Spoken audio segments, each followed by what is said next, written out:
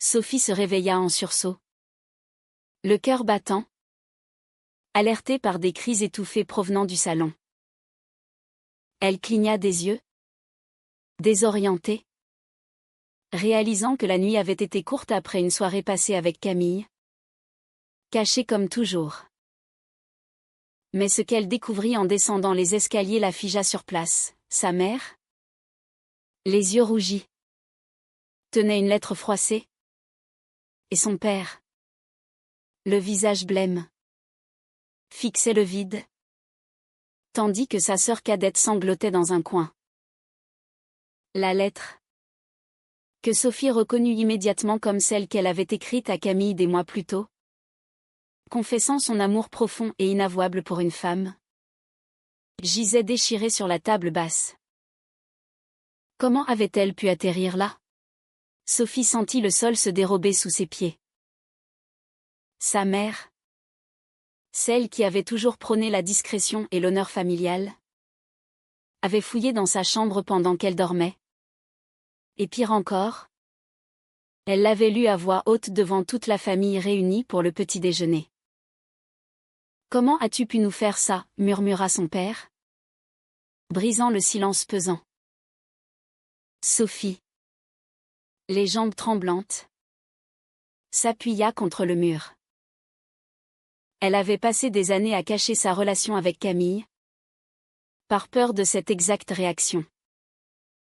À 25 ans, vivant encore chez ses parents dans une petite ville de province près de Lyon, elle avait cru pouvoir naviguer entre son amour secret et les attentes sociétales. Mais maintenant, tout était exposé, brut et irrémédiable. Camille et elle s'étaient rencontrées 2 ans plus tôt, lors d'un stage en marketing à Paris. Camille, 28 ans, avec ses cheveux courts noirs et ses yeux bleus perçants qui semblaient lire en vous, travaillait comme graphiste freelance. Sophie avait été captivée dès le premier regard, par cette assurance tranquille qui contrastait avec sa propre timidité. Leur premier baiser, volé dans un café du Marais après une longue journée de travail, avait scellé un lien qu'elle savait risquer. De retour chez elle, Sophie avait dû mentir, inventer des amis imaginaires pour justifier ses week-ends parisiens. Sa famille, catholique pratiquante, voyait l'homosexualité comme un péché, une déviance influencée par la modernité décadente de la capitale. Sa mère, en particulier, une enseignante à la retraite, passait ses journées à surveiller les moindres faits et gestes de ses enfants, convaincue que le devoir parental incluait une vigilance constante. La famille est sacrée, répétait-elle souvent, citant des versets bibliques pour appuyer ses convictions. Ce matin-là, face à l'accusation muette de ses parents, Sophie sentit une vague de colère monter en elle. « Pourquoi as-tu fouillé dans mes affaires ?» « Maman » demanda-t-elle d'une voix brisée. Sa mère leva les yeux. Un mélange de regret et de détermination dans le regard. « Je l'ai fait pour toi, Sophie. Pour nous sauver tous. Tu étais en train de te perdre. Et je ne pouvais pas laisser ça arriver sans intervenir. » La réponse frappa Sophie comme un coup de poignard. Sauver ? C'était de la trahison pure. Elle pensa à Camille, qui l'attendait probablement à Paris, ignorant tout de ce chaos. Leur relation, si précieuse et fragile, était maintenant menacée par cette révélation forcée. Sophie attrapa son téléphone, composa le numéro de Camille, mais hésita. Que pouvait-elle dire ? Que sa vie venait d'imploser à cause d'une mère trop zélée ? Au lieu de cela, elle quitta la maison en claquant la porte, ignorant les appels de sa sœur. Elle marcha jusqu'à la gare, le cerveau en ébullition. Les rues de sa ville natale, avec leurs maisons en pierre et leurs églises centenaires, lui semblait soudain étouffante. Elle monta dans le premier train pour Paris, déterminée à tout raconter à Camille. Mais au fond d'elle, une peur sournoise s'insinuait, et si cette crise les séparait au lieu de les unir? À Paris, Camille l'accueillit dans son petit appartement du 11e arrondissement. Un havre de paix rempli de toiles inachevées et de livres empilés. En voyant le visage décomposé de Sophie, elle la serra dans ses bras sans un mot. « Raconte-moi tout, murmura-t-elle enfin. Sophie s'effondra, les larmes coulant librement tandis qu'elle relatait la scène matinale. Camille écouta, son expression passant de la surprise à la colère contenue. « Ta mère n'avait pas le droit, dit Camille, sa voix tremblante. Elle-même avait connu des rejets familiaux, issue d'une famille immigrée d'Algérie. Elle avait fui un environnement où l'homosexualité était tabou. Presque impensable. À 18 ans, elle avait coupé les ponts avec ses parents après une dispute violente sur son orientation. Mais maintenant, on doit décider comment affronter ça ensemble. Sophie hocha la tête. Mais intérieurement, elle doutait. Était-elle prête à affronter le regard des autres? À Lyon, les ragots circuleraient vite dans leur cercle social conservateur. Ses amis d'enfance, élevés dans les mêmes valeurs, pourraient la rejeter. Et son travail, dans une agence locale, risquait d'être impacté si la nouvelle se répandait. Ce soir-là, alors qu'elles étaient blotties l'une contre l'autre, Sophie reçut un appel de sa sœur, Émilie. Maman regrette, mais papa est furieux. Il dit que tu dois rentrer et t'expliquer. Sophie raccrocha, le cœur serré. La première fissure dans leur relation idyllique venait d'apparaître. Camille suggéra de confronter la famille ensemble. Mais Sophie, terrifiée, préféra temporiser. Donnons-leur du temps, murmura-t-elle. Mais au fond, elle savait que le temps ne guérirait pas tout. Les jours suivants furent un tourbillon d'émotions. Sophie resta à Paris, évitant les appels de sa mère. Camille, patiente, tentait de la soutenir, mais des tensions émergèrent. « Tu ne peux pas fuir éternellement, dit Camille un soir, après une dispute sur l'avenir. » Sophie, frustrée, répliqua, « Et toi? Tu as fui ta famille. Pourquoi me pousses-tu à affronter la mienne ?» Camille pâlit, blessée par l'accusation. Cette nuit-là, Sophie ne dormit pas, hantée par les choix qui s'imposaient. Devait-elle renoncer à Camille pour apaiser sa famille? Ou risquer de tout perdre pour un amour qu'elle savait vrai? Le conflit intérieur la rongeait, amplifié par la pression sociétale qu'elle avait toujours sentie mais jamais affrontée de front.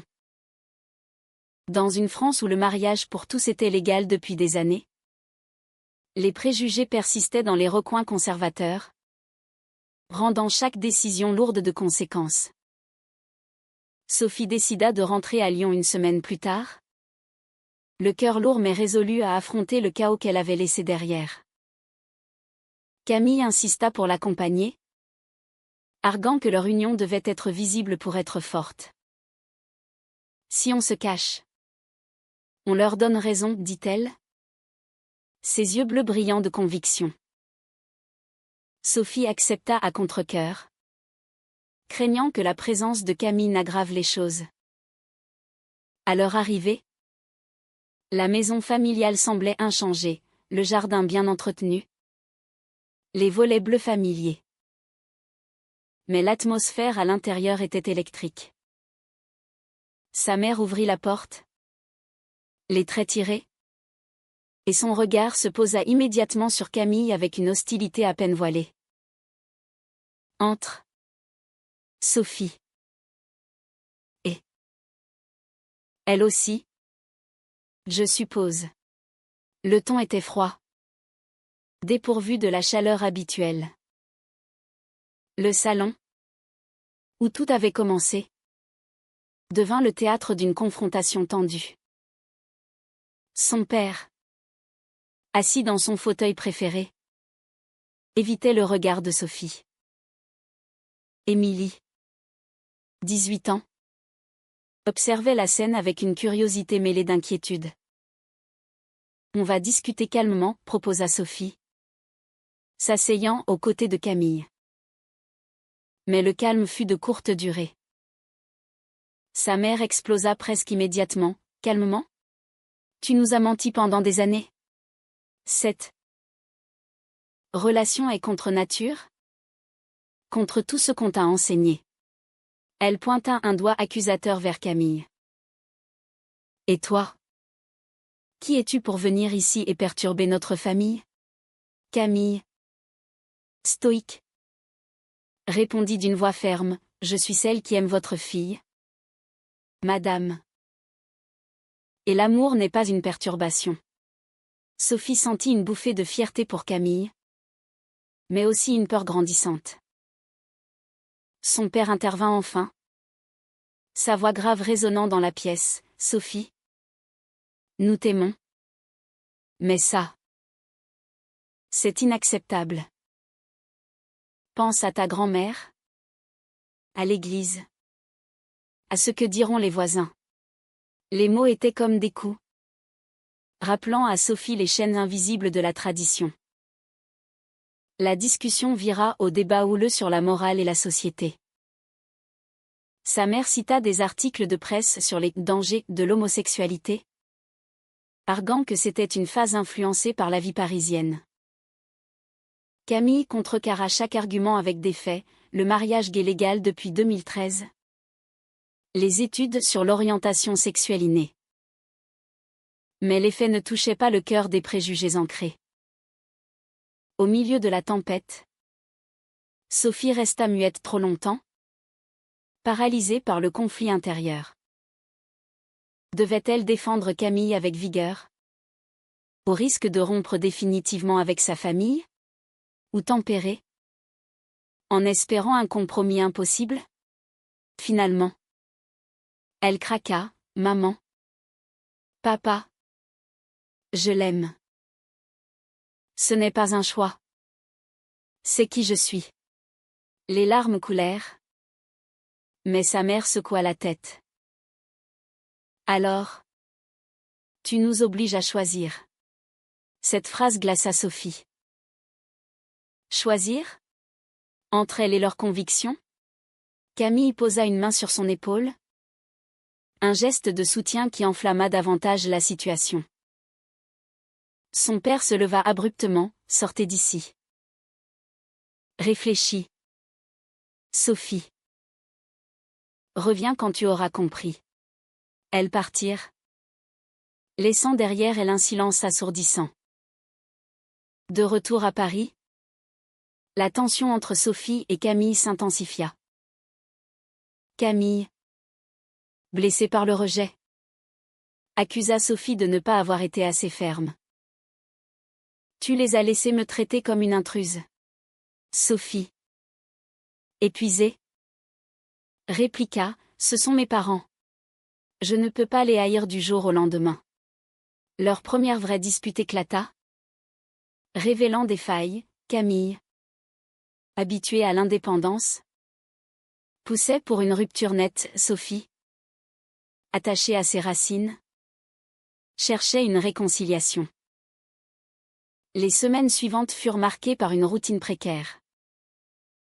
Sophie trouva un emploi temporaire à Paris, évitant de retourner à Lyon. Mais les appels de sa sœur la hantaient, maman pleure tous les soirs. Papa ne parle plus. La culpabilité rongeait Sophie, la faisant douter de son amour. Était-ce égoïste de poursuivre cette relation au prix de la souffrance familiale? Un soir, Camille rentra tard d'un rendez-vous professionnel. L'air distant. J'ai vu une amie aujourd'hui, dit-elle évasivement. Sophie sentit un pincement de jalousie. Mais le balaya. Pourtant, des doutes s'insinuèrent, et si Camille, fatiguée des complications, cherchait une échappatoire? Leur intimité, autrefois source de réconfort, devint tendue, chargée de non-dits. Sophie commença à explorer ses options. Elle contacta une association LGBT à Paris, assistant à des groupes de soutien. Là, elle rencontra d'autres femmes aux histoires similaires, rejets familiaux, luttes intérieures. Une femme, Marie, 35 ans, partagea son parcours. J'ai perdu ma famille, mais j'ai gagné ma liberté. Ces mots résonnèrent en Sophie, mais aussi l'effrayèrent. Était-elle prête à payer ce prix? Pendant ce temps, à Lyon, sa mère luttait avec ses propres démons. En secret, elle consulta un prêtre, cherchant guidance. Dieu nous enseigne l'amour, mais aussi l'ordre naturel, lui dit-il. Pourtant, des doutes émergèrent, voir sa fille heureuse valait-il plus que les dogmes? Elle envoya un message à Sophie, viens seule. Parlons. Sophie hésita, mais accepta, sans en informer Camille. Était-ce une trahison? Ou une tentative de paix? La rencontre fut chargée d'émotions. Sa mère avoua, j'ai peur pour toi. Dans cette société qui juge. Sophie répondit, la société change. Maman. C'est toi qui juges. Pour la première fois. Un dialogue sincère s'ouvrit. Mais sans résolution. Sophie rentra à Paris. Plus confuse que jamais. Camille, sentant le secret, confronta Sophie, tu es allée les voir sans moi? La confiance ébranlée. Leur relation vacilla. La fissure entre Sophie et Camille s'élargit comme une plaie infectée. Après la découverte de la visite secrète à Lyon, Camille se mura dans un silence froid, passant plus de temps au travail. Sophie, rongée par la culpabilité, tenta de s'expliquer, je voulais arranger les choses pour nous. Mais Camille répliqua, pour nous? Ou pour toi et eux? Les mots blessants révélèrent une vérité amère, leur amour, testé par la pression externe, exposait des vulnérabilités internes. Sophie, cherchant du réconfort, se confia à Marie de l'association. C'est comme si je devais choisir entre mon cœur et ma famille. Marie, avec son expérience, conseilla, parfois. Le choix n'est pas binaire. Mais tu dois être honnête avec toi-même. Ces sessions devinrent un refuge pour Sophie, où elle explorait ses doutes sur l'identité, la loyauté et l'amour. À Lyon, la famille de Sophie se divisait.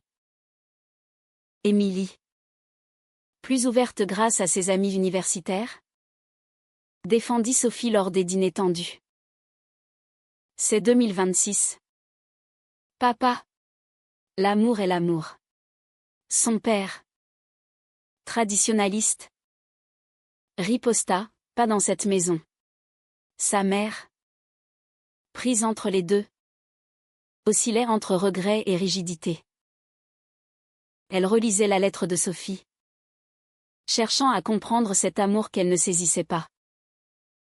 Un jour, Sophie reçut un ultimatum par mail de son père, si tu persistes dans cette voie, nous ne pourrons plus te soutenir financièrement. À 25 ans, encore dépendante pour certains aspects, cela la frappa durement.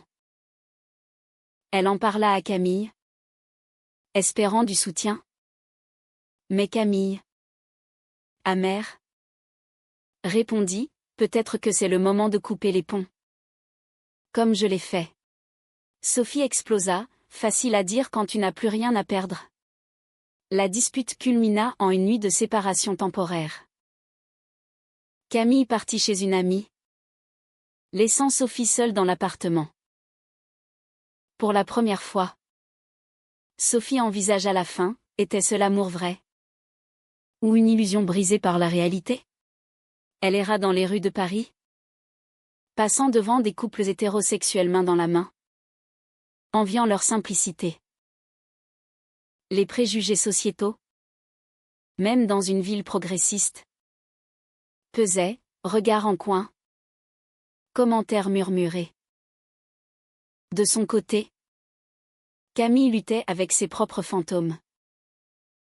Rencontrer Sophie avait ravivé son espoir en l'amour, mais les complications familiales remuaient de vieux traumas. Elle confia à son amie, « Je l'aime. Mais je ne veux pas être la cause de sa douleur. » L'amie, pragmatique, suggéra, « Donne-lui du temps. Ou laisse-la partir. » Camille, déchirée, envoya un message à Sophie, « On a besoin d'espace. » Sophie, recevant le message, sentit son monde s'effondrer. Elle appela Émilie, cherchant un ancrage familial. « Viens à la maison », proposa sa sœur. Sophie accepta, retournant à Lyon seule. Là, elle trouva sa mère plus ouverte, « J'ai parlé à une thérapeute. Peut-être que je me trompe. » Pour la première fois, un espoir naquit. Mais son père resta intransigeant, exigeant une correction. Pendant ce séjour, Sophie reçut des nouvelles choquantes. Camille avait été vue avec une ex lors d'une soirée. Était-ce de la jalousie infondée? Ou une trahison? Sophie confronta Camille par téléphone. « C'est vrai? » Camille admit une rencontre innocente, mais ajouta, « Peut-être qu'on n'est pas prête pour ça. » Le doute s'installa, amplifiant les mots haussés. Aimer quelqu'un valait-il la peine de blesser les autres? Sophie décida de rester à Lyon plus longtemps, aidant sa mère à naviguer ses émotions. Elles assistèrent ensemble à une conférence sur l'acceptation LGBT. Un pas timide vers la compréhension. Mais le prix était élevé, la distance avec Camille grandissait. Un soir, Camille appela. La voix brisée, « Reviens? Ou c'est fini? » Sophie, tiraillée, choisit de rentrer. Mais avec une résolution nouvelle, affronter tout ensemble. À Paris, la réconciliation fut fragile. Elles parlèrent des heures, exposant blessures et peurs. « Je t'ai trahi en allant voir ma famille seule », admit Sophie. Camille confessa, « J'ai eu peur de te perdre. Alors j'ai poussé trop fort. » Elles se promirent honnêteté. Mais la société extérieure rôdait, amis communs qui prenaient parti. Ragot en ligne. Puis, un tournant inattendu, la mère de Sophie appela, annonçant qu'elle venait à Paris. « Je veux rencontrer Camille correctement. » Sophie, stupéfaite, accepta. La visite fut tendue, mais constructive. Sa mère posa des questions, écouta vraiment. « Je ne comprends pas tout. Mais je vois ton bonheur. » Un premier pas vers l'acceptation. Mais pas sans coup, le père refusa de suivre. Cette division familiale pesa sur Sophie, la forçant à questionner ses priorités. Était-ce une victoire partielle? Ou une perte déguisée? Camille, optimiste, voyait du progrès. Sophie, réaliste, craignait la régression. Leur relation, renforcée par l'épreuve, entrait dans une phase de test ultime. La visite de la mère de Sophie marqua un virage, mais pas sans remous. À Paris, les trois femmes se retrouvèrent autour d'un dîner awkward dans un bistrot du quartier. Sa mère, mal à l'aise, tenta des compliments, « Votre appartement est charmant. » Camille, polie, répondit, « Merci. Sophie m'a beaucoup parlé de vous. » Mais sous la surface, les tensions bouillonnaient. Sophie observa, anxieuse, craignant une explosion. Et elle vint, sa mère à voix. « J'ai peur que cette vie te rende malheureuse. » Avec tous ces jugements. Camille intervint, « Les jugements viennent souvent de ceux qui refusent de changer. » La conversation glissa vers les mots Tinxaï, en France. Malgré les lois progressistes, les familles conservatrices persistaient dans leurs biais. De retour à l'appartement, Sophie et Camille analysèrent, « C'est un début, » dit Camille.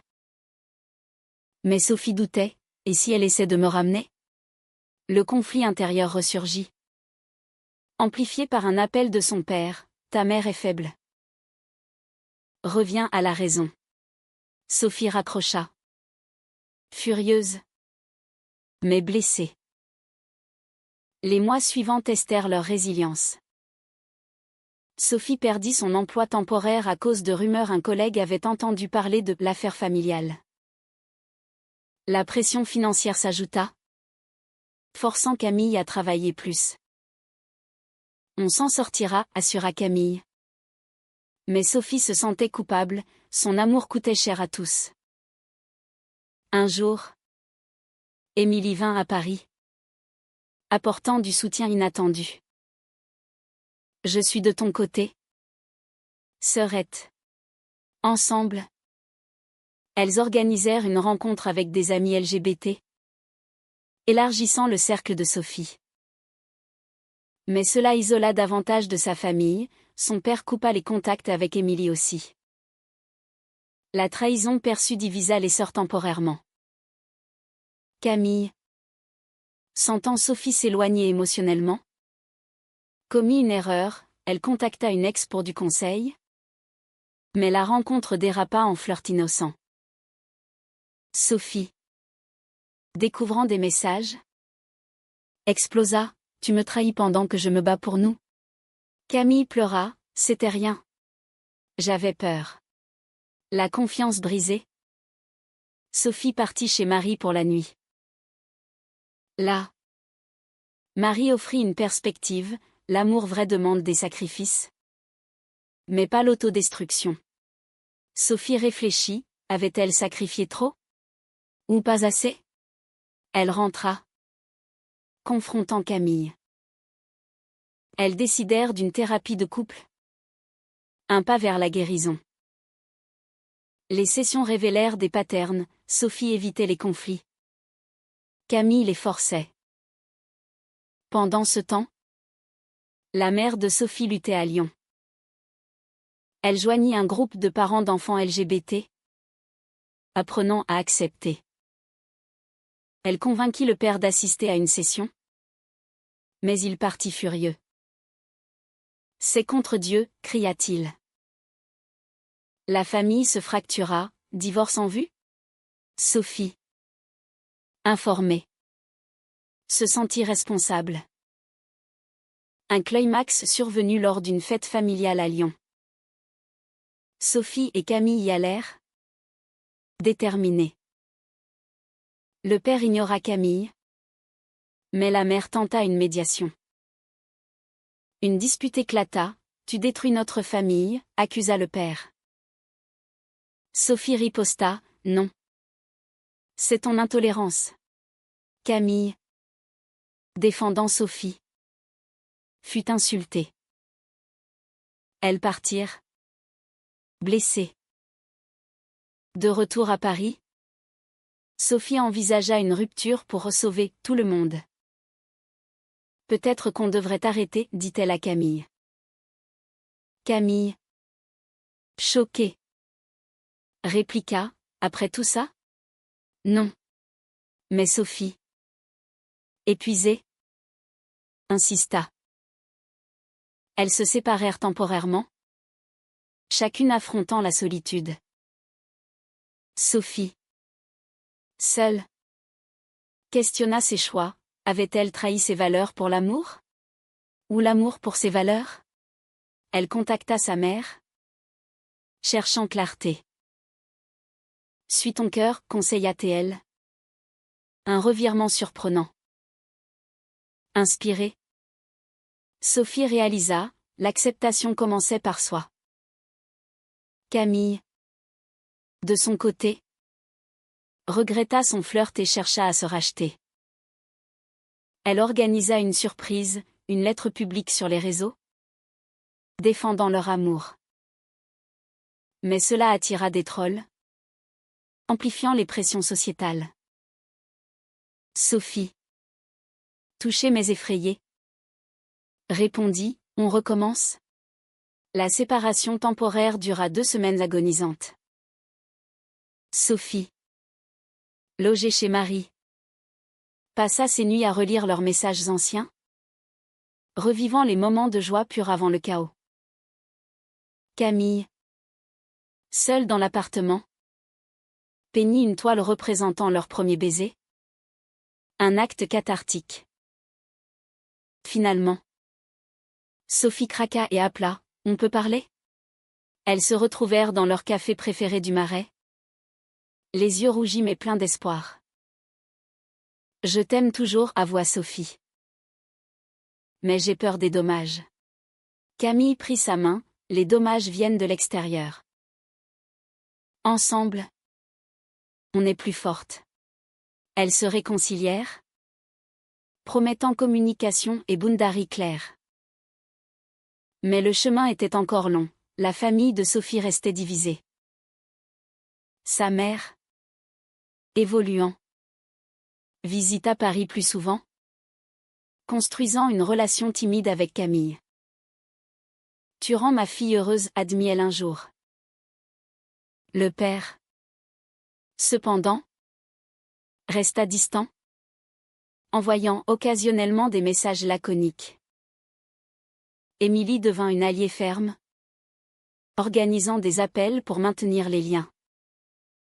Sophie et Camille affrontèrent les défis sociétaux, participation à des marches pour les droits LGBT, ignorant les regards hostiles. Leur amour, forgé dans le feu, devint un symbole de résilience.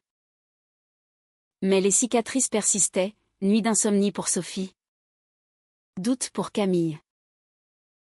1 an plus tard, lors d'un anniversaire, Sophie reçut une lettre de son père, « Je ne comprends pas. Mais je t'aime. » Un pas minuscule, mais significatif. La famille se réunit prudemment, avec Camille incluse. Les tensions subsistaient, mais un dialogue émergea.